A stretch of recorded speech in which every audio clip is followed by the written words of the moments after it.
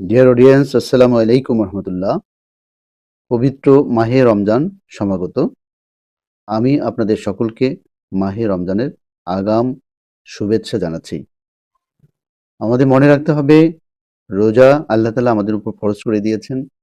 এটা আমাদের জন্য অবশ্য পালনীয়। রোজা অনেক ফজিলত রয়েছে, তবে মূল বিষয় হচ্ছে রোজার নিয়ত। হুজুরে আকরাম সাল্লাল্লাহু আলাইহি ওয়াসাল্লাম ইরশাদ করেন, কিয়ামতের দিবস সর্বপ্রথম যাদের বিচার হবে তাদের মধ্যে প্রথম ব্যক্তি হবে শহীদ।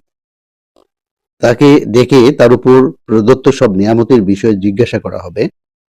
সে নেয়ামতের প্রাপ্তি স্বীকার করলে জিজ্ঞাসা করা হবে, তুমি তার কি হক আদায় করেছ?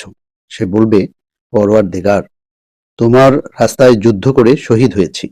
ইরশাদ হবে, মিথ্যা কথা, লোকে তোমাকে বীর বলবে, এই জন্যই তুমি যুদ্ধ করেছিলে। সেই বীর আখ্যা তুমি পেয়েছ।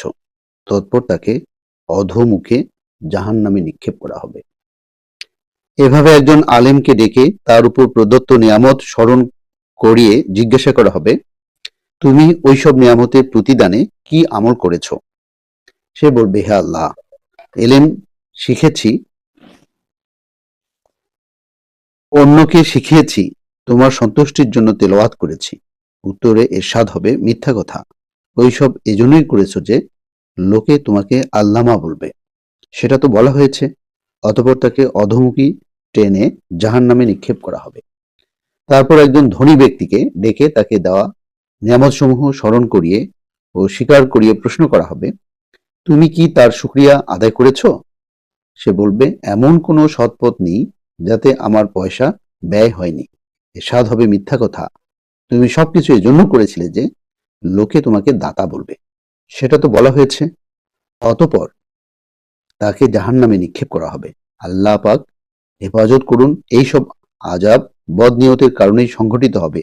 কাজেই সকলকে নিয়ত পরিষ্কার করে সর্বদা ভীত সন্ত্রস্ত থাকতে হবে এবং দোয়া করতে হবে যে আল্লাহ পাক যাবতীয় ত্রুটি বিচ্যুতি ক্ষমা করে আমাদের রোজা কবুল করুন।